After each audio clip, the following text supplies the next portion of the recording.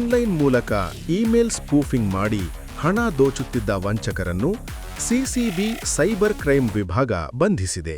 CCB cyber crime police ಸ್ಟೇಷನಲ್ಲಿ medical company ಹೆಸರಲ್ಲಿ email ID spoofing case register ಆಗಿತ್ತು.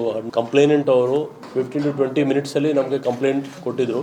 ತಕ್ಷಣ ಕಂಪ್ಲೇಂಟ್ ಕೊಟ್ಟಿದ್ದಕ್ಕೆ ನಮ್ಮ ಟೀಮ್ ಅವ್ರಿಗೆ ಅನುಕೂಲ ಆಯಿತು. ಈ ಪರ್ಟಿಕ್ಯುಲರ್ ಮೇಲ್ ID ನೈಜೀರಿಯಾಯಿಂದ ಒರಿಜಿನೇಟ್ ಆಗಿತ್ತು. ಡಿಟೇಲ್ ಅಕೌಂಟ್ಸ್ ಎಲ್ಲಿ ಯಾವ ಬ್ಯಾಂಕ್ ಹೋಗಿದೆ, ಎಲ್ಲೆಲ್ಲಿ ಹೋಗಿದೆ ಅದೆಲ್ಲ ಟ್ರೇಸ್ ಮಾಡಿ ಫ್ರೀಸ್ ಮಾಡಿಬಿಟ್ಟು 2.16 crores ಎಂಟೈರ್ ಅಮೌಂಟ್ ಯಾರು ಕಂಪ್ಲೇಂಟ್ ಇದ್ರೋ ಅವ್ರಿಗೆ ವಾಪಸ್ ಹೋಗಿದೆ.